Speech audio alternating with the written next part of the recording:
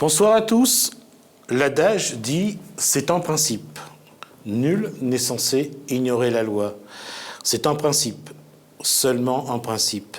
Car quel individu, qu'il soit juriste, salarié ou actif, ou inactif, ou personne au foyer, quelle personne maîtrise l'ensemble des textes de loi qui régissent notre société? Toutefois, parmi ceux qui connaissent quelques textes et sont censés les appliquer, il y a ceux qui profitent de la crédulité et de l'ignorance des autres. C'est vrai dans la vente d'une maison ou d'une voiture ou d'un meuble. C'est vrai aussi en matière d'urbanisme, de fiscalité, de code du travail. Les abus, les arnaques, les escroqueries ne cessent de se multiplier depuis des décennies. Et lorsque les victimes portent plainte, faute de connaissances et de moyens financiers, donc d'appui efficace, ces victimes sont encore plus démunies. Ces victimes ont même l'impression que le système judiciaire et juridique ne les aide en aucune manière. Bien au contraire, ces victimes ont même la sensation que tout semble fait pour conforter les arnaqueurs, les escrocs et les voleurs, parfois en col blanc, les conforter dans leur comportement et leurs actes répréhensibles. Aussi, c'est pour conseiller, accompagner, soutenir et aider ces personnes victimes qu'en 2009, Pascal Bébert a créé Stop Injustice, puis Injustice 974. C'est pour aller plus loin dans sa démarche qu'Injustice 974 a décidé de sensibiliser le public sur les méthodes illégales utilisées pour voler le bien d'autrui. Dans l'émission « Nul n'est censé ignorer la loi », Injustice 974 veut exposer des cas particuliers, sans pour autant attaquer les protagonistes. L'objectif de l'association, c'est aussi de s'appuyer sur les dossiers passés ou en cours pour sensibiliser chaque citoyen aux textes de loi et aussi à la façon qu'ont certains d'utiliser ces mêmes textes de loi. L'autre objectif, c'est d'appeler le public à une plus grande vigilance et aussi à une plus grande méfiance. Ce soir, pour mieux nous en parler, je reçois Pascal Bébert. Bonsoir. Bonsoir. Bonsoir à toutes, bonsoir à tous. Et Jean-Paul Duban. Bonsoir, monsieur Ramadou. Bonsoir à tous et à toutes. Alors, on va juste d'abord découvrir c'est quoi Injustice 974. D'abord, Pascal Bébert, c'est quoi Injustice 974 ? Injustice 974, on a créé cette association pour venir en aide aux victimes d'injustice. Alors, la presse a relaté justement une période de votre vie, parce que ça va être ma question. Vous êtes l'animateur de cette association Injustice 974. Qu'est-ce qui vous a motivé dans votre démarche ? C'est que moi-même, j'étais victime d'injustice. J'ai été lynché médiatiquement. J'ai fait 2 fois la prison et je me suis dit, mais pourquoi je suis là ? Alors, on va d'abord voir les articles, parce qu'on va quand même parler de ces 2 affaires. Puisque ça découle. Alors voilà, donc ça c'est un article du Journal de Lille, où dans l'article on dit que Pascal Bébert a déçu, parce qu'il faisait de la communication, vous avez pris de l'argent à des entreprises pour faire de leur publicité, et apparemment, sur l'article, vous ne l'avez pas fait. On voit un article du Quotidien où on dit que vous avez passé 4 mois de prison pour rien. Pourquoi pour rien pour vous? Vous dites, en tout cas, le tribunal vous a condamné? Complètement, oui. Aujourd'hui, votre affaire est en cassation? En cassation, mais c'est très très dur. Parce que j'ai... Alors justement, comment avez-vous vécu 2 fois 4 mois en prison? Très très mal, très très mal. C'est vraiment pesant ce qui m'est arrivé. Qu'est-ce qui était le plus dur? C'est d'être en prison ou de savoir qu'on est... Enfin, pour vous en tout cas, selon vous, vous étiez en prison pour rien? En prison pour rien. J'aurais préféré faire quelque chose, au moins je savais pourquoi j'y étais. Comment, quand on est en prison comme ça, et pour vous, vous étiez donc innocent, qu'est-ce qui est le plus dur à vivre? Quel sentiment qui est le plus fort? La solitude, être enfermé entre 4 murs, essayer de voir et toutes les insanités qui courent autour de vous. Vous avez envie de bondir de votre cellule et dire « mais attendez, mais il faut qu'on regarde dans le dossier ». Voilà. Et ça, c'est très pesant. Et c'est cette impression, quelle impression vous aviez justement par rapport à ce système juridique qui vous a conduit à la prison? Ben justement, je me suis dit, mais moi, si c'est moi qui est victime d'injustice, comme je vais en prison, j'ai vu d'autres personnes. Donc je me suis dit, ton problème, il est ce qu'il est. Mais il faut voir aussi le regard sur les autres. La condamnation est portée sur détournement de fonds, abus de confiance. Abus de confiance, oui. Abus de biens sociaux, mais après, ils ont vu qu'il n'y avait pas d'abus de biens sociaux, puisqu'ils m'ont... moi, mon entreprise, ça, après, je peux parler de la publicité, je ne fais pas de publicité. J'avais une boîte de publicité qui s'appelait Boomerang Communication, et automatiquement, j'ai eu un problème avec mes ex-commerciaux. Ils ont monté une autre structure, mais ils n'ont rien sorti. Et moi, au bout de 3 mois, je me suis pas méfié et tout le monde m'a dit mais oui, mais quand est-ce que ça sort vos supports? Mais je dis attendez, c'est des annuels, ça sort en fin d'année. Ah ben c'est pas ce que votre commercial m'a dit. C'est en mars. Mais je dis c'est pas possible. Et là, c'est là où j'ai vu qu'il y avait eu les départs des commerciaux pour sortir les supports. Alors, à ce jour, est-ce que vous avez réussi à prouver votre innocence? À moitié. À moitié, parce qu'il y a encore beaucoup de gens pensent que je suis l'escroc numéro 1. Alors justement, là-dessus, ça va être d'avoir fait injustice 974. Certains vous accusent d'avoir fait ce que vous dites que vous n'avez pas fait. J'ai eu des maladresses, c'est vrai, là, de toute façon. Hein. C'est pas une fuite en avant, c'est par rapport... mon nom était partout. Il y a même une enquête de gendarmerie pendant 1 an. Donc vous voyez, et moi j'étais au moment où je sortais mes supports, j'avais écrit à la caserne Vérine, avec aussi le vice-procureur, comme quoi si le nom de Boomerang revenait à leurs oreilles, c'était pas moi, c'était les ex-commerciaux qui avaient monté une structure. Mais eux, ils n'ont rien sorti, ce qui fait que c'est moi qui ai tout pris en pleine face. Alors, j'allais dire que ça fait 9 ans que, avec Stop Injustice et Injustice 974, que vous travaillez, donc que vous accompagnez, vous soutenez particulier dans leur bataille administrative, sociale, fiscale, juridique, commerciale. À votre avis, en vous appuyant sur votre expérience, qu'est-ce qui est à l'origine des problèmes que rencontrent les individus? Est-ce que c'est une forme de je m'en foutisme, leur méconnaissance des textes de loi, ou la multiplication du nombre d'arnaqueurs, d'escrocs et de voleurs à tous les étages de notre société? La méconnaissance des lois, et on en profite allègrement, et puis bien sûr les escrocs qui en profitent. Alors, là, quand on parle de méconnaissance, je vais dire à Jean-Paul Duban pour rentrer déjà dans ce... Est-ce que aujourd'hui, si vous aviez des connaissances on parlera de votre problème juste après, si vous aviez les connaissances qu'aujourd'hui vous avez de la loi, est-ce que vous auriez fait les erreurs que vous avez commises? Si j'avais les connaissances, non. Je me serais rétracté et je n'aurais pas signé le... D'accord. On va y revenir parce que la question est importante. Il y a quelque chose qui est simple, que peu de gens connaissent. Pourtant, la loi, elle est officielle depuis maintenant 2014. Elle est rentrée en vigueur au 1er janvier 2015. C'est les questions de date d'anniversaire. Comment peut-on résilier des contrats, que ce soit avec un assureur, que ce soit avec un opérateur de téléphonie ou avec celui qui loue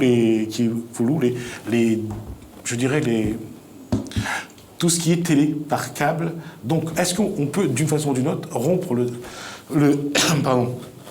son contrat? Et c'est vrai que c'est quelque chose. Cette loi-là, elle est connue par pas beaucoup de monde. Alors d'abord, on va regarder c'est quoi la date d'anniversaire, juste le contrat. Alors la question, elle est là, cette question-là. Peut-on résilier un contrat avec un opérateur de téléphonie, une assurance auto ou un opérateur de télé par satellite à n'importe quel moment? Est-ce que ça... Vous avez sur l'écran un contrat d'une personne qui souhaite donc résilier son contrat.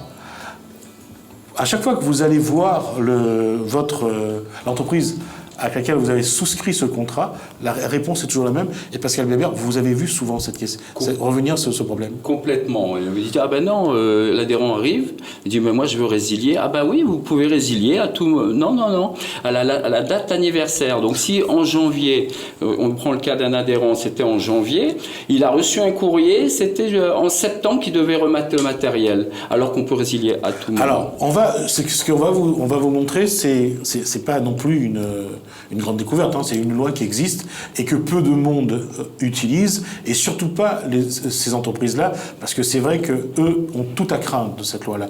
Mais je reviens à cette loi dite loi Hamon, et cette loi est en vigueur depuis le 1er janvier, et je vous propose de regarder. Alors, résiliation de contrat, loi Hamon, le texte de loi est en vigueur donc depuis le 1er janvier, et voilà ce que dit la loi. La nouvelle loi crée un nouvel article L113-15-2 au sein du Code des assurances. Ce texte prévoit que les clients ont désormais la possibilité de résilier leur contrat d'assurance quand ils le souhaitent, une fois passée la première année d'adhésion. Ils sont alors libres de choisir la date de résiliation de leur assurance. Ce nouveau droit concerne les contrats d'assurance auto, les contrats d'assurance habitation, ainsi que les contrats complémentaires d'un bien ou d'un service, ce qui inclut les contrats passés avec un opérateur de téléphonie ou de télé par satellite. C'est important de se rendre compte qu'aujourd'hui, passer un an avec un assureur, avec un opérateur de téléphonie ou avec quelqu'un avec qui vous louez votre décodeur pour la télé, vous pouvez à tout moment aller le voir pour résilier le contrat. Il n'y a pas de préavis et vous n'avez pas besoin d'attendre la date de la signature du contrat pour renouveler ou pas. C'est important de savoir qu'aujourd'hui, la loi Hamon permet à chaque individu qui a un an de contrat avec une entreprise de résilier donc son contrat. Voilà. Et je peux vous dire aussi que même moi, je ne le savais pas, ça a été dans le cadre de la préparation de cette émission, pour montrer qu'il y a bien une méconnaissance de la loi, y compris. Tout à fait. Y compris pour le plus grand nombre. Justement, pour la date anniversaire, la personne vient en janvier, sa date d'anniversaire c'est en septembre, ben vous repassez en septembre, ou vous faites une action en septembre. On précise bien qu'il mais faut on qu'il l'oublie. On précise bien qu'il faut qu'il y ait d'abord un an de contrat. Passer un an de contrat, vous pouvez résilier votre contrat. Exactement, suivant la loi. Moment. Ouais. Et si votre opérateur vous dit qu'il faut attendre la date d'anniversaire, c'est faux. C'est qu'il espère que vous ne connaissez pas la loi et que vous allez l'écouter. Vous n'allez pas voir les concurrents. Et voilà. Et surtout que vous n'allez pas chez le concurrent, effectivement. Oui, bien sûr. Pascal Bieber a raison là-dessus. C'est exactement ça. Tout à l'heure, on ne connaît pas la loi, mais parfois, on ne connaît pas non plus ses amis, Pascal Bieber. Oui, effectivement. Moi, mon histoire a démarré en 2006. Vous avez été victime donc d'une escroquerie, dans laquelle est impliqué un de vos anciens amis et un ex-directeur de banque qui depuis a été licencié par sa société. Oui, suite à mes démarches, oui. Alors, justement, cet ami-là, c'était un ami de combien d'années? C'était un collègue de bureau qui était mon responsable immédiat. Il est venu avec son projet immobilier et il m'a sollicité afin d'intégrer sa SCI. Alors, est-ce qu'il vous a vendu d'abord l'appartement ou vous a demandé de venir dans la société civile immobilière? Il m'a sollicité pour venir dans la société. Non pas pour acheter un appartement. Le but, c'était avoir l'acquisition d'un appartement. Pour vous ou pour lui? Un prix professionnel. Moi. Pour vous ou pour lui? Un prix professionnel pour moi, naturellement. Alors, cette affaire a été donc révélée par la presse. Comment votre ex-ami vous a présenté cette affaire? Écoutez, aussi juteuse que ça, d'ailleurs. Il cherchait des associés et il avait déjà 5 membres de sa famille. Il lui manquait une ou deux personnes. Et comme il savait que je pouvais faire l'affaire, il a discuté avec moi. Et puis moi, j'ai trouvé son affaire. C'est vrai que la façon qu'il vous l'a présentée, elle était alléchante. En plus, il vous a dit, vous allez rentrer dans le capital du SCI, oui. Société Civile Immobilière, et que, en plus, si vous rentrez, au lieu de payer 180 000 € l'appartement, vous allez payer 150 000 €. Voilà. C'est alléchant. C'est tout bénef. Oui, c'était tout bénef pour moi. Pour moi, à ce moment-là. À ce moment-là. Malheureusement. Et c'est lui qui vous a guidé vers la banque où vous alliez faire votre emprunt. Oui, d'autant plus que le directeur de banque était son cousin par alliance. Ça, je ne le savais pas. Ça, vous ne le saviez pas. Je l'ai appris par la suite. Donc c'était vraiment un montage financier, enfin une belle arnaque finalement. Voilà. Oui, une grosse duperie, si on peut dire. D'accord. Est-ce que vous ne saviez pas à ce moment-là que donc, le directeur était son cousin? C'est par la suite que j'ai appris, à force d'en discuter, à force de... Donc vous êtes rentré donc dans cette société civile immobilière. Oui. D'accord. Et à quel moment vous avez été convoqué pour l'Assemblée Générale, pour la création du SCI? Le problème, c'est que j'ai jamais été invité À l'Assemblée Générale. À l'Assemblée Générale, quoi que ce soit. Et à quel moment on vous a invité Ni pour une réunion de chantier, ni quoi que ce soit. Non, pour nous, ça, c'est pour un conseil d'administration. Puisque... Non, jamais été convié. Et à aucun moment, ça vous a... Écoutez, moi, le problème, c'est que j'avais confiance avec ce monsieur envers mon collègue. D'accord. Et finalement, je me suis fait pigeonner, quoi, si on peut dire. Quoi. D'accord. Voilà. Juste pour ne pas mélanger, on va dire l'appartement. À quel moment ont commencé les travaux pour l'appartement? Les travaux ont débuté sans que moi je sois au courant, puisqu'il a tout monté lui-même. Ça veut dire que vous étiez donc dedans, dans le capital, voilà. Vous étiez dans le conseil d'administration. Voilà. J'étais seul étranger, moi, là, de cette affaire-là. Seul étranger, voilà. Mais on vous disait jamais rien. Voilà, on ne me disait jamais rien. Et ça vous a pas sauté au... ça vous a pas mis la puce à l'oreille? Si, ça m'a mis la puce à l'oreille, mais en fin de compte, lui, à chaque fois j'essayais de me mettre en relation avec lui, il disparaissait, quoi. Je lui ai écrit en plusieurs fois, j'ai même averti la banque par courrier recommandé, voilà, tel problème il y a sur le chantier. Voilà, mais personne ne me tendait l'oreille, quoi. D'accord. Et à quel moment il vous a demandé de lui céder vos parts? De lui céder mes parts, alors c'est encore une histoire à raconter. Moi, il est venu me voir un dimanche. Il m'a dit, voilà, quelqu'un lui a jeté un sort, est-ce que tu dois quitter la SCI? Je lui dis, bon, écoutez, il n'y a pas de souci. Ben oui, ça existe pour moi. Non, je suis désolé. Non, mais ça, il n'y avait pas de souci financier, mais quelqu'un lui aurait jeté un sort. Voilà ce qu'il m'a dit. Alors, tout ça, moi j'ai pris, je lui ai dit, écoutez, il n'y a pas de souci, je quitte la SCI. Bon, par contre, vous me remboursez ce que j'ai déjà investi. C'était pas énorme, parce que j'avais peut-être 3 500, 4 000 euros, j'avais 150 000 euros. Mais 150 000, c'était le prêt, ça. Ouais. C'était le prêt. Oui, mais le prêt, qui c'est qui l'a récupéré? Le prêt, finalement, c'était géré par le directeur de banque, qui était son cousin par alliance. Où est-ce qu'il a mis cet argent? Je ne sais pas. Il faisait des déblocages sans... Et vous avez emprunté 150 000 euros dans une banque, vous n'avez jamais su où est parti l'argent? Non, je n'ai jamais su où est passé l'argent parce que lui il faisait des déblocages. 150 000 euros il a fait des déblocages de fonds, mais je vous dis, moi je ne savais pas avec qui il a donné cet argent-là.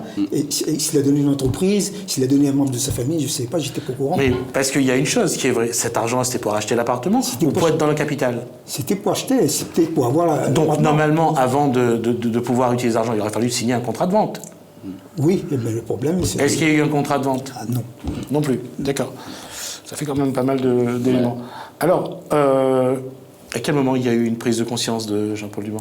Moi, personnellement, c'était déjà au tout début, il y avait des signes précurseurs. Hein, déjà, lorsqu'on était invité à aller chez le notaire, on m'a fait passer en dernier, et je voyais qu'entre eux, il y avait des signes quand même approbatifs, quoi. Hein. Alors ça a commencé à me faire réfléchir, à m'interroger. Bon, je suis rentré enfin chez le notaire, et puis... Vous avez signé pourquoi pour le notaire? Quel document vous avez signé chez le notaire? J'ai signé l'acte de vente, le compromis de vente. Pour l'achat de l'appartement? Pour l'achat de l'appartement et le prêt en même temps. Vous avez vous avez signé un prêt avec le... Avec le notaire. Avec le notaire? Avec le notaire, le prêt plus l'acquisition de l'appartement. Ah d'accord, je pense que ce que vous avez signé, c'est le transfert de l'argent. Mais bon, je crois que c'est ce que vous avez dû signer avec le... J'ai été trompé encore une fois, oui. Le notaire. Ouais. Alors, il y a une chose que je voulais poser comme question, c'est qu'à quel moment, au bout de combien de temps l'appartement qui devait être là, je sais pas, au bout d'1 an, 2 ans, 3 ans, c'était toujours pas construit? Logiquement, l'appartement devait m'être livré au bout de 6 mois. Au bout de 6 mois. Et quand est-ce qu'on commence? Est-ce que 6 mois avant, les travaux avaient commencé? Les travaux, effectivement, ont débuté, mais laissés à l'abandon 2 mois après, quoi. 2 mois après, moi, je lui ai demandé des explications par écrit. J'ai envoyé un recommandé au gérant. Le gérant est resté sourd et muet à mon envoi, quoi. Là, j'ai commencé vraiment à m'alarmer. Et à quel moment, Jean-Paul Duban a dit c'est une arnaque? Pour moi, c'était vraiment une arnaque parce que j'ai discuté avec la famille, avec tout ça, quoi. D'accord. Ouais. Mais de toute façon, il ne fallait pas discuter avec quelqu'un, c'était voyant, quoi, je veux dire. D'accord. À quel moment Jean-Paul Duban a dit je vais aller voir un avocat pour m'aider? Quel moment j'ai pris un avocat? Lorsque j'ai 2 ans, 3 ans après l'affaire? J'ai porté plainte, mais là encore, c'est encore une histoire. Encore, j'ai porté plainte, mais ma plainte n'a jamais été traitée au tribunal. Ce qui paraît, ils ont eu un problème informatique. Alors si ils ont eu un problème informatique, d'après mon avocat que j'avais pris. Hein. Alors le dossier était mis sous le coude. Alors l'avocat, il y a eu une plainte. Il y avait déjà un avocat à ce moment-là? C'est après que j'ai pris. Ne voyant pas de retour de courrier, c'est là que. Et puis, c'est pas ça, c'est que j'étais attaqué par la partie adverse qui m'avait sommé 6 ans après de rembourser le prêt. C'est là que j'ai C'est 6 ans après que ah, oui. ils ont demandé de rembourser. Voilà, moi j'ai été convoqué entre-temps par la banque, j'expliquais mon cas, et j'avais même. En fin de compte, c'est un peu par rapport à ma démarche qu'on a découvert la délicatesse du directeur de banque qui a été, lui, licencié. Je crois qu'il y a eu une plainte de la banque contre lui aussi. Oui. Alors ma question, l'avocat, D'abord, vous avez payé combien votre avocat? Je ne sais pas s'il faut dire à l'écran. Non, donnez le chiffre, je vais juste aussi le savoir. Écoutez, j'ai pris un premier avocat, ça m'a coûté 1 600 €. Et qu'est-ce qu'il a fait? Alors, qu'est-ce qu'il, lui, il a fait? Il a fait, je ne sais pas. Je ne sais pas, parce que ce qui m'a mis la puce à l'oreille, c'est qu'à un moment donné, en fin d'année, j'ai demandé une explication. Il me dit, monsieur Dubon, vous savez, notre affaire ne va pas aboutir, on n'a aucune chance. C'est à partir de là, je me suis dit, bon, allez, j'ai compris, quoi. Il avait déjà vendu la course? Je sais pas, je préfère pas m'avancer, mais si vous le dites... Non, je vous pose la question, est-ce que pour vous, vous avez l'impression qu'il avait déjà... Ah oui, j'avais l'impression qu'il y avait de combine, il y avait tout ce que vous voulez, il y avait une manigance, il y avait tout ce que vous voulez, il y avait l'artistique, quoi. Ouais. Là, donc, pour vous, il a fait son travail? À moitié. À quel moment il y a eu un jugement qui vous a réclamé de l'argent? C'est que lorsque j'ai eu une convocation... Non, j'ai eu le passage d'un huissier à la maison. Il vous réclamait combien, l'huissier? Réclamait 250 000 €? Oui, il me réclamait ça. Et puis, en voyant aussi mon compte bancaire, je voyais mon sol que... Des prélèvements? Bah oui, des prélèvements importants. Et j'étais vraiment dans le rouge total, quoi. Et à quel moment, vous et votre avocat, vous êtes votre premier avocat, ça s'est terminé? Je lui ai demandé de me rendre mon dossier, je lui ai soldé ce qu'il fallait, et je me suis adressé qu'à un deuxième avocat. Et puis ça fait déjà, mon Dieu, une dizaine d'années bientôt, là, que Combien vous avez versé le deuxième avocat? 3 000 €. 3 000 €, puis 1 600 €. Et il vous a dit quoi sur le deuxième dossier? Sur le deuxième dossier, ça traîne. Et puis, ne vous inquiétez pas. Ne vous inquiétez pas. Et puis en ce moment, il y a 2 plaidoiries en cours. Il a attaqué diverses personnes, mais là, je ne sais pas s'il a. Combien vous avez déjà remboursé? Combien d'argent vous avez déjà remboursé à la banque? Ils m'ont déjà pris 28 000 €, plus 300 € qui m'a été imposé par la justice depuis 2 ans et demi. Ça fait déjà une belle somme, quoi. Les 300 €, comment vous les payez? Je paye avec l'huissier. Comment ça se fait que vous devez de l'argent à la banque, vous payez avec l'huissier? C'est ce qui m'a été dit, il m'a été sommé de faire par madame la juge d'instruction. Et vous le payez en espèces? J'ai payé en espèces, oui, parce que par chèque, ça... C'est un juge d'instruction qui vous a demandé de payer en espèces? Non, c'est pas le juge d'instruction quand même. C'est l'huissier. Ça les a arrangé de prendre de l'espèce avec vous. Voilà. On s'aperçoit maintenant que le dossier a été dépaysé. C'est plus l'huissier, il a été dépaysé en métropole. Oui. Voilà. Donc, à mon avis, c'est une patate chaude. Voilà. Entre-temps, la banque a vendu le dossier à une société qui me demande un compromis alors que je paye déjà un huissier. Alors, vous voyez un peu dans quel milieu je suis. C'est gênant, c'est une patate chaude. Voilà. Quand on dit que le dossier a été dépaysé, ça veut dire quoi?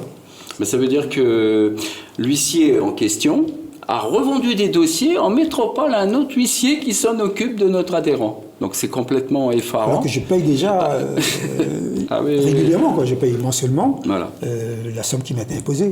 Voilà. Alors avant de revenir à ça, je vais juste poser une question qui va être un petit peu, juste pour avoir un peu la conscience tranquille. Quelle est votre situation financière aujourd'hui? Délicat, parce que je suis à la retraite maintenant, je perçois un maigre salaire, j'ai un crédit maison, en plus les crédits, des emprunts que j'ai dû faire à une société de crédit que je ne nommerai pas, et que je remercie en passant, parce que sans cette société de crédit, j'étais vraiment... j'allais carrément au fond du gouffre, quoi. Qu'est-ce que vous n'avez pas su faire au bon moment, à votre avis? Sans vous culpabiliser de quoi que ce soit. J'ai fait confiance à la justice. moi, par mon courrier que j'ai envoyé à monsieur le procureur, je pensais qu'il y avait une suite, malheureusement. Je ne sais pas si la partie adverse avait des appuis au tribunal, je ne mets pas ma main au feu, mais il semblerait que, d'après ce que j'ai cru entendre à un moment donné par le promoteur de l'opération, qu'il avait des amis au tribunal. Son cousin, entre autres. Alors, je pense que peut-être mon dossier, mon courrier, a dû être pesé pendant un certain moment. C'est un cas que vous avez dans votre association? Oui, un cas, et puis on en a plusieurs des cas comme ça. Combien de cas en matière d'immobilier? Oh là là là là, mais il y en a plus de 50 qu'on a recensés. Hein. La question, elle est simple en fait, c'est que quand le titre de l'émission, c'est Nul n'est censé ignorer la loi. Le problème, c'est que celui qui ne doit pas ignorer la loi, c'est celui qui est le plus modeste. Parce que lorsqu'on n'a pas les moyens de se battre, de se défendre, il vaut mieux connaître certaines choses. Et parfois, c'est pas évident parce que souvent, les personnes qui ont des projets font confiance aux organismes, font confiance aux services publics, et parfois, ça ne marche pas comme il le faut, ou à un moment ou à un autre, on se demande comment on a pu se retrouver dans une telle situation. Je n'utiliserai pas le mot utilisé tout à l'heure par Jean-Paul Duban. Quand il a commencé, il a dit que c'était un merdier.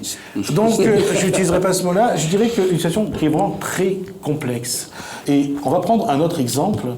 C'est celui d'une femme qu'on a appelée Jasmine, pour ne pas dévoiler son nom, parce qu'elle ne veut pas qu'on la reconnaisse. Elle a déposé, une demande de permis de construire. Elle voulait bâtir 4 studios. Et elle est partie donc voir le service urbanisme de sa commune. Et à la fin des travaux, le service urbanisme lui exige qu'elle fasse maintenant des parkings, sauf que les parkings ne peuvent être que souterrains. Sauf qu'elle a déjà fait les 4 studios. Maintenant, elle ne sait plus où trouver de la place pour faire ces studios. Et l'ultimatum de sa commune, c'est soit vous construisez le parking, soit vous détruisez les 4 studios.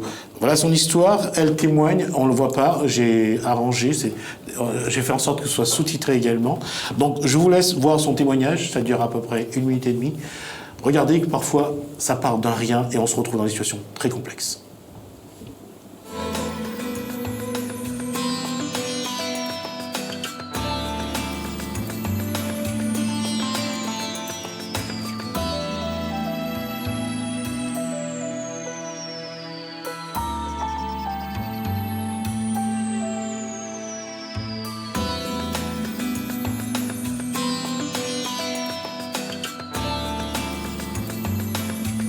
En quelle année vous avez déposé votre demande de permis de construire? J'ai déposé mon permis de construire en 2004. Qu'est-ce que le service urbanisme de la commune vous a dit?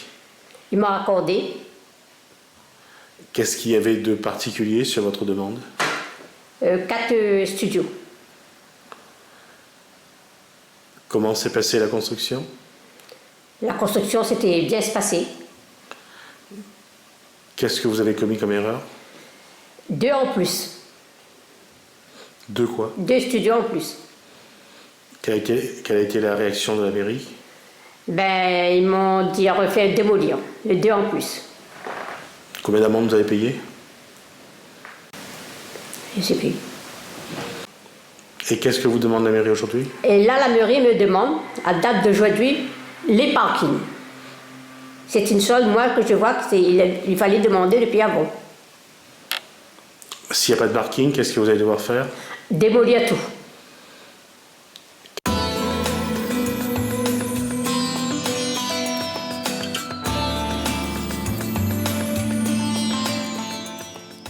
Voilà, ça c'est une partie de l'iceberg de ce qu'on vous révèle aujourd'hui pour cette dame qui aujourd'hui, à qui on demande maintenant d'enlever sa maison, de faire des parkings et de reposer sa maison. Ce qui est vrai que pour une dame n'est pas simple. Vous l'avez rencontrée, vous avez été la voir. Elle est rentrée dans notre et association. Je vais vous poser la question, c'est est-ce que c'est vrai qu'on lui a demandé de tout vendre et de partir? Oui, tout à fait, c'est vrai, c'est vrai.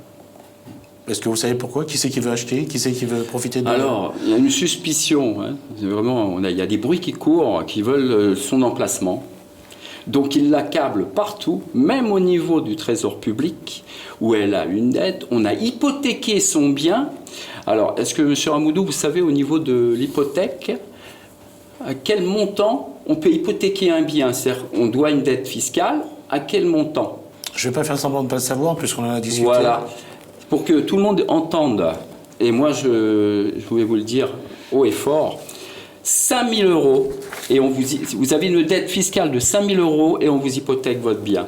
Alors, j'aimerais avoir les textes de loi. Quand on m'a dit ça aux impôts, j'ai rencontré même pas un responsable qui m'a dit « Monsieur Biébert, c'est moi qui prends la décision pour votre adhérente, c'est comme ça. » Je dis « Mais vous n'avez pas un responsable au-dessus ?» Il m'a dit « Oui, mais j'ai toute l'attitude pour le faire. » Pour 5 000 euros, imaginez les gens pour 5 000 euros de dette alors qu'ils peuvent avoir un échéancier. Donc, ce qu'on dit, c'est attention, il nous faut ces textes de loi parce que c'est grave ce qui se passe. 5 000 euros, on vous hypothèque votre bien. Là, il y a quelque chose là. Et maintenant, comme par hasard, j'ai eu un mail. Sans que ça soit un jugement de tribunal. Aucun jugement. C'est un service des impôts. Exactement. Donc ça aussi, c'est à savoir, c'est qu'il faut éviter d'accumuler les dettes, surtout vis-à-vis des impôts, parce qu'après, il y a cette hypothèque, surtout si vous êtes propriétaire, vous avez un bien, il y a l'hypothèque qui arrive sur la... Et surtout que le placement est bon. En plein centre-ville, à mon avis, il y a des complicités, on essaye de... Il y a une opération immobilière dessus ? C'est possible. D'accord. Je ne pourrais pas m'avancer. On va pas aller Mais plus par loin contre, là-dessus. M. Ramoudou, ce qu'il faut dire aussi, c'est pourquoi ça arrive en cascade. Pourquoi ça arrive d'un coup? Ça aurait dû arriver en cascade, tout ça. Non, c'est pas bon. Les parkings... mais non, il fallait tout dire d'un coup. Oui, ça c'est la question. C'est pourquoi ne pas avoir demandé, parce que le permis de construire n'est délivré que si tout est en conformité. C'est-à-dire que les parkings auraient dû être déjà sûrs. Et c'est vrai que la dame a raison quand elle dit on aurait dû me le demander tout de suite. Tout de suite. Et c'est vrai qu'elle aurait pu faire des parkings souterrains pour ses logements.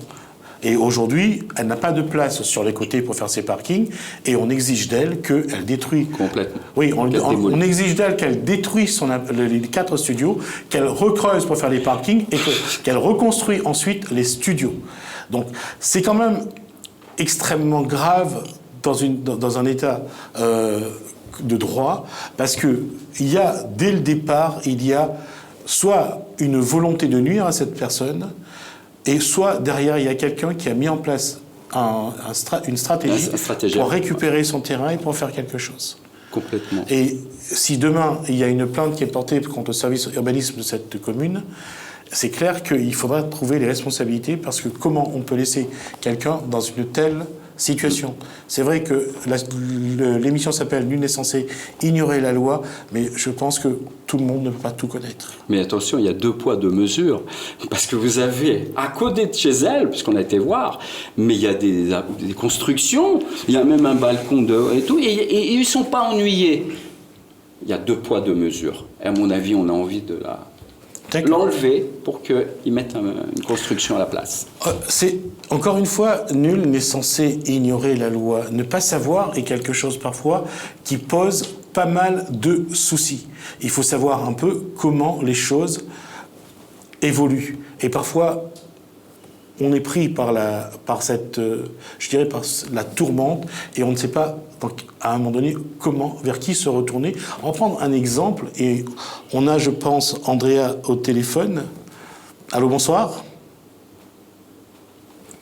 Allô, bonsoir. D'accord, on va attendre donc de la voir de nouveau au téléphone. On va voir un autre cas. C'est une dame qui a vendu ses biens, et on va voir que là aussi, elle n'a pas été bien conseillée. Et c'est ça le problème. C'est que lorsqu'on choisit quelqu'un pour vous conseiller, le problème c'est de savoir est-ce qu'on peut avoir confiance. Et surtout quand il s'agit de gens qui sont censés maîtriser les textes de loi. Et là, on va voir avec Andrea. Bonsoir. Allô, bonsoir. Bonsoir, oui. Alors, bonsoir Andrea. Alors, je disais tout à l'heure, le dossier est complexe. Pardon? Votre dossier est très complexe. Mon dossier? Quel dossier? Alors, je crois est-ce qu'on s'est pas trompé de personne là au fait? D'accord, oui. Moi, c'est Chamo Sunita. Non, on s'est trompé de personne, je crois. Allez, bonne soirée. Vous êtes trompé de numéro, je pense. Allez. Ah, c'est le numéro qui a ce papier, donc on s'est trompé de personne alors. Non, mais c'est pas grave. On va juste nous revenir là-dessus, parce qu'on voulait la voir. Et à la rigueur, si elle nous regarde, j'aimerais bien qu'elle nous appelle au 0262 566 pour la voir, parce qu'apparemment, on n'a pas le bon numéro de téléphone de la dame. Alors si elle peut nous rappeler, ça nous arrangerait. Parce que c'est vrai qu'à ce moment-là, quand c'est elle qui va raconter, c'est autre chose. On va quand même vous expliquer la chose. À quel moment elle est venue vous voir ? Elle est venue il n'y a pas trop longtemps, il y a à peu près un mois. Un mois sous conseil d'un adhérent. Voilà. Et quel était l'objet de son problème ? L'objet, c'est qu'elle a le sentiment de s'être fait rouler dans la farine par rapport à ses deux maisons, avec la mort de son mari. Et elle pense qu'il y a quelque chose, il y a une arnaque au niveau de notaire et autres. Voilà. Alors, on va là-dessus. Il faut savoir qu'elle a vendu ses biens. Oui. Et pour un montant de 200 000 euros. 200 000 euros, oui, c'est ça, tout à fait. Et sauf que cet argent-là, comme pour Jean-Paul Duban, cet argent est parti directement à une société de crédit. Et ça, c'est quelque chose qui est quand même impressionnant, parce que d'abord, il faut savoir qu'elle était mariée, que son bien était aussi à son ex-mari, qui était décédé entre autres, et que la situation a fait le contrat a été signé lorsque son mari est décédé. Mais elle n'a jamais signé le contrat de vente. Elle n'a aucun contrat de vente. Comment on peut ne pas signer un contrat de vente? La question, c'est comment on peut, de manière légale, vendre un bien sans que le vendeur signe le document. Oh, ouais. C'est pas possible. C'est incompréhensible, ça, oui. C'est incompréhensible. Et le problème, c'est qu'elle n'a même pas de contrat de vente. Oui. Elle ne l'a pas signé, Voilà, elle n'a pas non pas plus signé de contrat de vente, elle a signé sur un compromis, mais c'est tout. On l'a roulé dans la farine. On le voit. Et ce dont il faut faire attention, c'est parfois il y a des sommes qui arrivent. Ce dont elle va découvrir qu'elle doit, en termes d'intérêt sur 15 ans, 195 000 euros à sa société de crédit. 195 000 Incroyable. euros, ce qui est énorme. Elle aura aussi versé 45 000 euros en loyer. Donc c'est vraiment... Est-ce que cette sensation de voir qu'il y a la mise en place par certaines personnes d'un vrai traquenard, c'est vraiment ça? Ben, c'est le même stratagème. C'est exactement la même. C'est bien ficelé. C'est la même chose qu'avec Jean-Paul Duban, notre adhérente. Oui, mais souvent, ces personnes-là, ils ont des relations importantes, ce qui fait que vous passez carrément en dessous. On n'a pas le droit d'arnaquer les gens comme ça. Ils auront des relations avec certaines personnes, je ne sais pas s'il faut les citer. Tout est bien ficelé. Hein. Tout est bien ficelé, quoi. Et puis lorsqu'on s'attaque à un gros, souvent on s'aperçoit que c'est le petit qui en prend. Mais souvent on est seul. Le petit, il est coupable de tout. Il est victime comme moi. De victime, je suis passé coupable. Ça fait 10 ans que j'attends. Voilà. Et on n'a pas trouvé de solution jusqu'à présent. Ouais. Les personnes seules sont vulnérables. Et donc ils en profitent allègrement. Ouais. Alors, à qui faire confiance? Je veux dire, pour quelqu'un qui veut aller voir un homme de loi, pour l'aider, à qui faire confiance? Je ne sais plus. Justement, c'est la bonne question. À soi-même. Est-ce qu'il faut aussi que chacun s'efforce à apprendre un petit peu, à avoir des notions? C'est le but de l'émission, hein, nul n'est censé ignorer la loi, leur apporter le manque de connaissances au niveau du droit. Je pense qu'il y a des associations aussi comme l'association de M. Pascal Biébéa qui existe pour nous aider, parce que sinon ça, on est perdu, on ne peut pas se bagarrer face à des... Il y a d'autres associations aussi. Hein, j'espère bien que M. Biébéa ne sera pas seul dans cette bataille, qu'il y aura d'autres associations qui... Et on s'aperçoit que c'est toujours le même stratagème, la même équipe, parce qu'on a plusieurs dossiers comme ça. Et là, s'ils nous entendent ce soir, ils ne doivent pas être dans leur basket. Je vais quand même faire un petit point là-dessus, parce que c'est important qu'on le dise. C'est parce qu'il y a un ou deux individus dans des professions qui ne sont pas honnêtes, qui ne respectent pas eux-mêmes la loi, qu'il faut jeter l'opprobre sur l'ensemble de la profession. Ce n'est pas vrai. C'est pas parce qu'un boulanger fait du mauvais pain qu'on va condamner tous les boulangers. Voilà. Il faut pas tout mélanger. Mais il est important aujourd'hui que cette société dénonce aussi ceux qui profitent de leur connaissance de la loi pour contourner la loi et surtout surtout gruger, surtout voler les plus faibles. C'est pour le journaliste que je suis, ce n'est pas simple quand quelqu'un vient vous voir pour vous dire, vous savez, il y a quelqu'un qui a volé un bien à une pauvre dame. La question, c'est qu'est-ce qu'on peut faire sans pour autant rentrer dans des batailles judiciaires, parce qu'à ce niveau-là, c'est rare que la partie la plus faible gagne. Donc, c'est pour ça que une fois par mois maintenant, ça sera désormais chaque dernier jeudi du mois, on examinera quelques cas pour essayer de vous faire comprendre qu'il faut être vigilant, il faut être méfiant, surtout lorsqu'on vous propose des plans, mais alors, mirobolants, on vous dit qu'on va vous faire ça, on va faire ça, exactement. Et à chaque fois, on retrouve toujours la même chose. Imaginez que quelqu'un est capable de venir vous dire, on m'a jeté un sort. Ben, d'abord, c'est quand même fort de sa part. C'est fort, qu'il sache qu'on lui a jeté un sort. Il faut aussi croire qu'il est capable de se moquer des gens. Complètement. Et sans vergogne.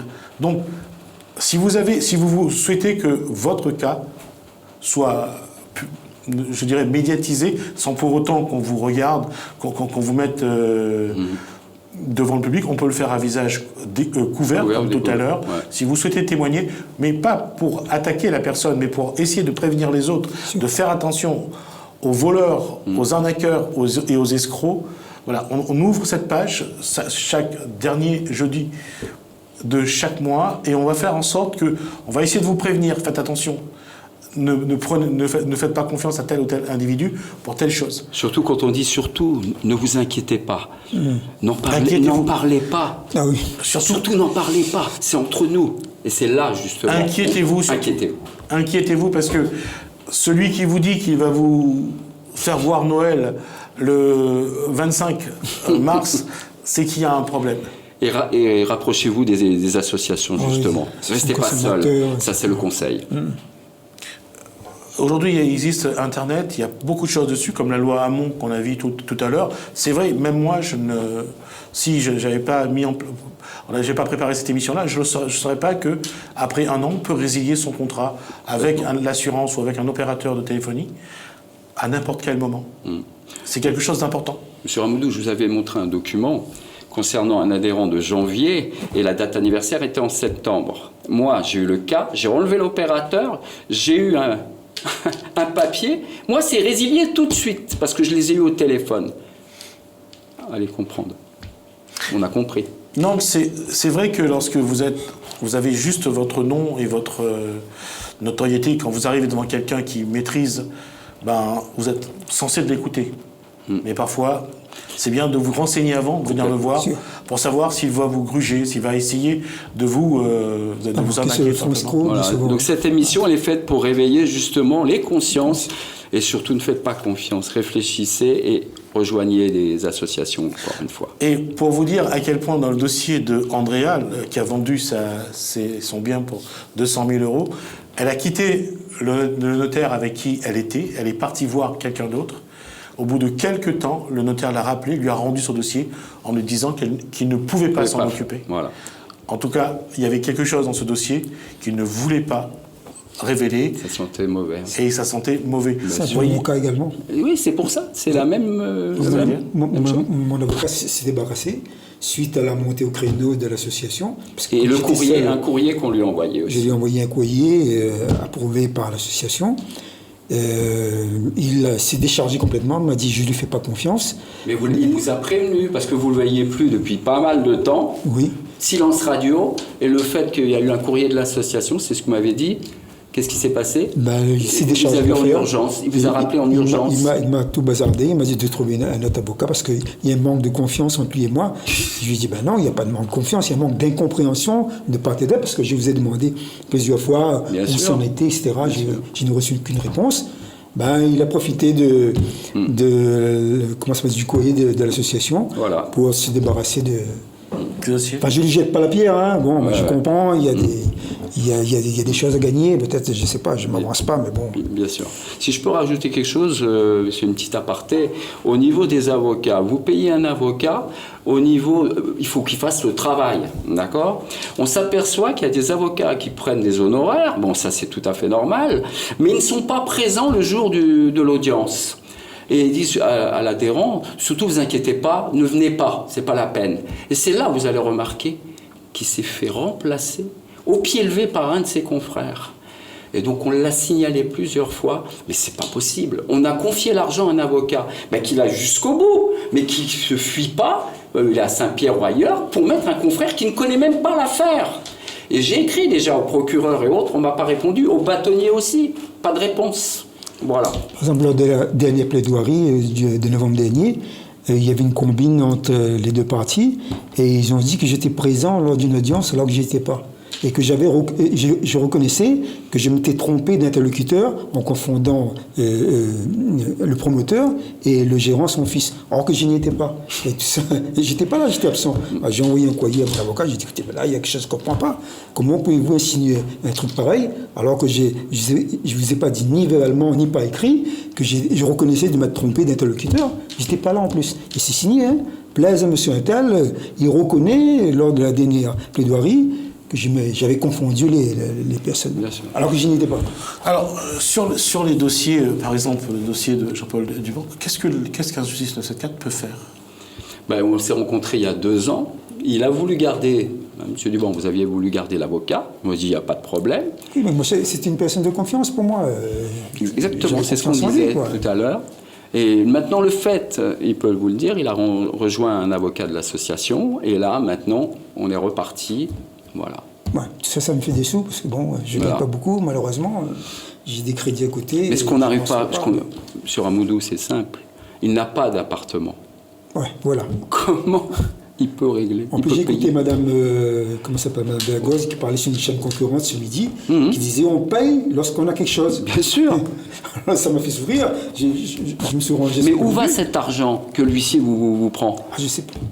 Je sais pas. 300 € en espèces depuis 3 ans. Là où le bas blesse encore, c'est que je paye, mais il n'y a jamais de diminution de mais bien sûr, vous non, payez. Il n'y a pas, au contraire, ça augmente. Et ils me disent non, puisque vous payez. Les intérêts. Voilà, on paye les intérêts. Voilà. Et puis là, j'ai toujours une somme importante à régler. Ouais. Alors, je ne sais vraiment pas comment faire. Là, si cette affaire ne trouve pas ici, là, je ne sais pas comment faire. Je ne sais pas. Je dis, heureusement, il y a ce genre d'association qui, des fois, c'est vrai que ça monte vraiment. Ah ben oui, seul vous n'en sortez pas.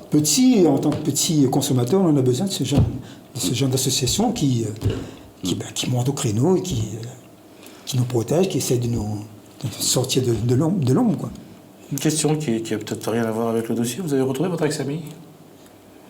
Enfin, votre ami ou votre ex-ami? De loin, puisque je vais un petit peu faire des courses.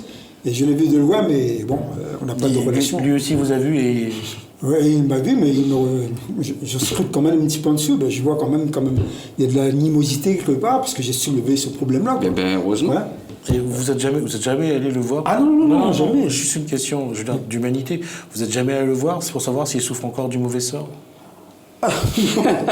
Non, mais je sais pas, on ne sait jamais du mal à son prochain, mais bon, j'espère qu'il est pas mal, quoi. Mais moi, personnellement, j'ai pas de relation avec lui, ni avec sa famille, ni qui que ce soit. D'accord. Ouais. Parce que pour pouvoir vous en sortir, il faut bien quand même que vous puissiez prouver qu'il y a eu arnaque, que vous avez été spolié. J'ai des tas de courriers recommandés que j'ai envoyés à la banque. Heureusement que j'ai ramassé, j'ai pas mis la poubelle. J'avais mis ça dans un coin et j'ai ressorti ce moment au bon moment lorsqu'ils m'ont attaqué, 6 ans après, quoi.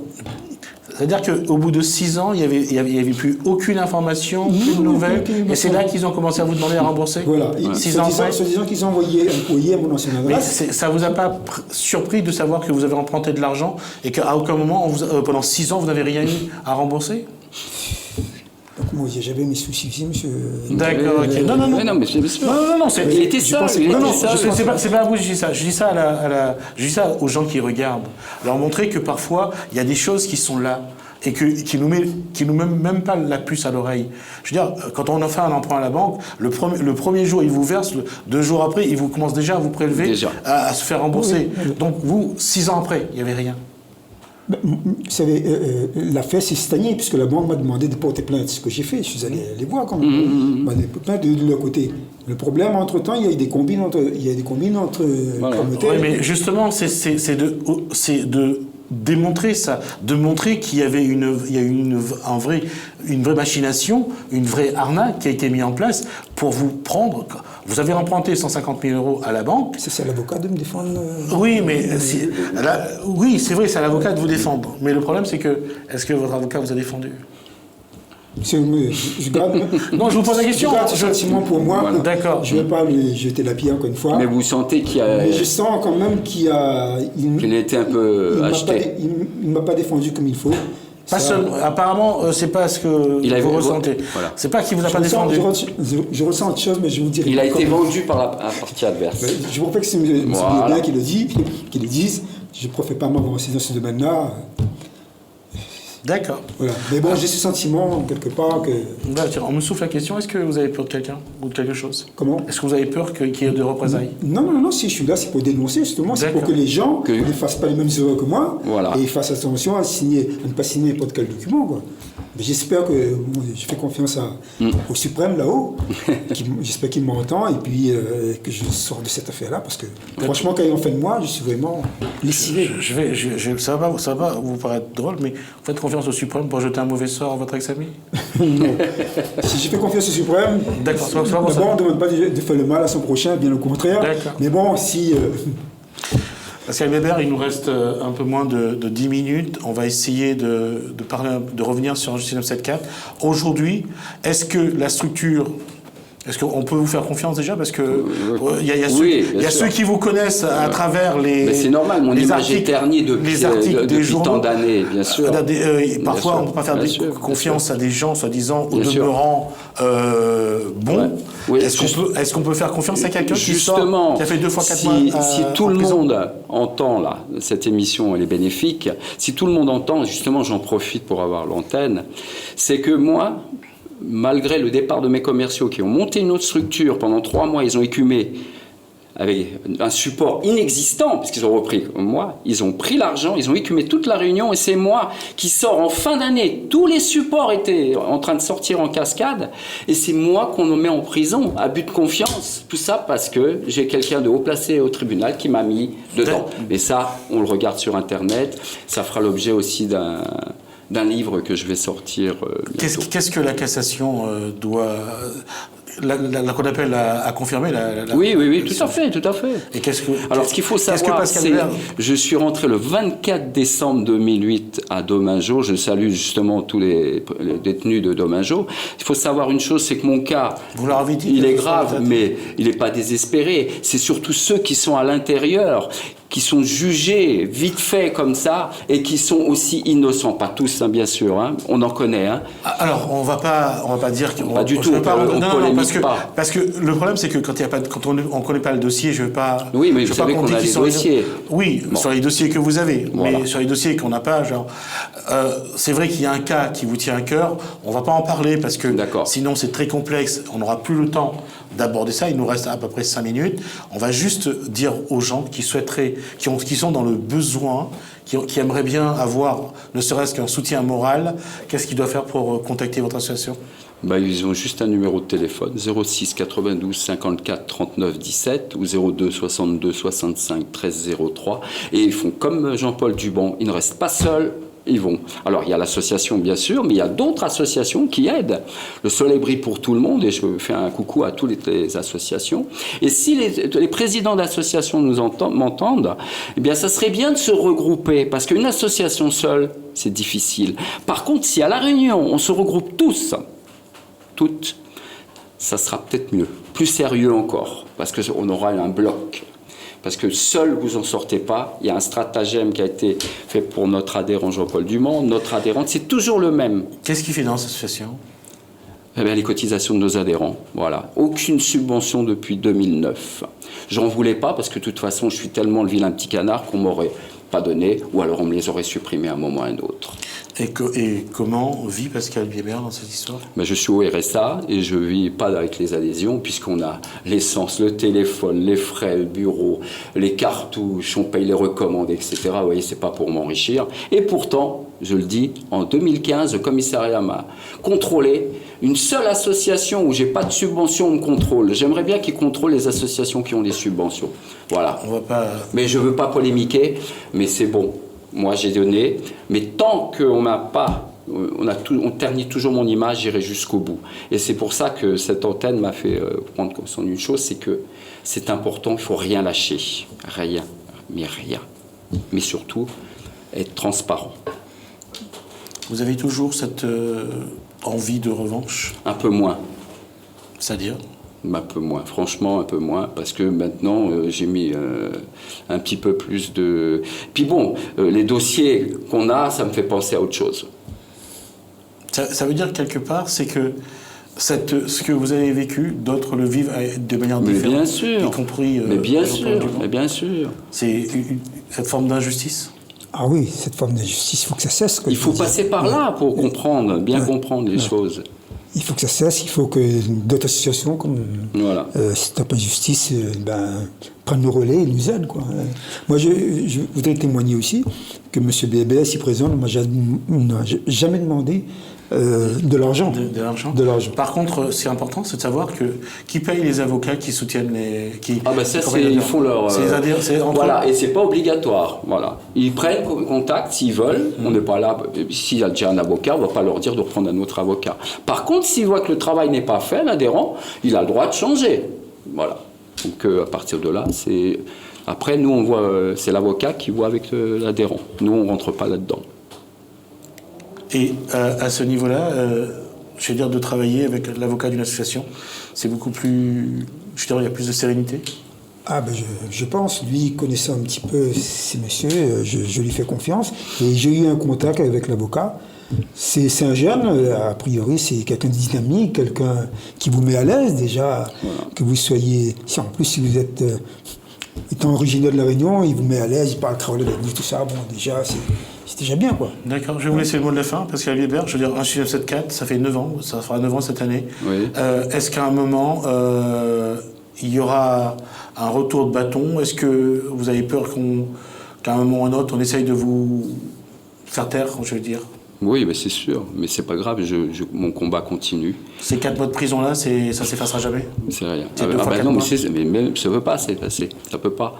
Quand vous êtes enfermé le 24 décembre, vous ressortez le 20 avril 2009 avec toutes les saloperies qu'on met sur votre compte, attendez, vous avez juste une chose, c'est de bondir. Et je me mets à la place de certaines personnes qui sont accusées à tort, comme les viols ou autres, on va pas refaire... On va reparler de ça la prochaine fois. Mais ça sera une prochaine émission. Merci Pascal Biébert, donc de l'association 16974. Merci à vous. Merci pour le témoignage. En tout cas, merci également à Jasmine d'avoir dit ce qu'elle avait à dire. Et dommage qu'on n'ait pas eu Andrea au téléphone pour confirmer ce que nous, on savait déjà. En tout cas, voilà, ça c'est la première émission. Le prochain rendez-vous, c'est le 27 avril. On essaiera d'aborder d'autres cas et surtout vous montrer comment les gens essayent de tout faire pour vous prendre ce que vous avez, quoi. En tout cas, merci à vous d'avoir suivi cette émission. Merci bien sûr à nos 2 courageux invités. Merci donc aux téléspectateurs pour leur fidélité. Merci à la régie pour sa collaboration toujours rigoureuse et efficace. Continuez bien votre soirée sur Télé Créole. Portez-vous bien. Bonsoir chez vous.